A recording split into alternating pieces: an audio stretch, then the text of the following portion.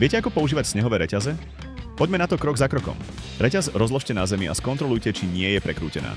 Teraz ju preťahnite poza koleso auta. Zdvihnite oba konce hore nad pneumatiku a spojte ich spojovacím mechanizmom. Teraz spojte háčik v hornej časti. Reťaz posunte trochu vyššie, aby pekne sadla na pneumatiku. Prejdeme na spodok. Spodnú reťazku postupne prevlečte cez všetky oká a utiahnite ju, aby reťaz pevne sedela.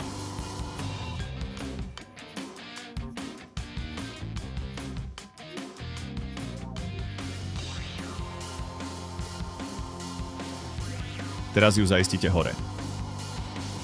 Hotovo. Odporúčame vám reťaz po pár metroch jazdy ešte skontrolovať a prípadne dotiahnuť.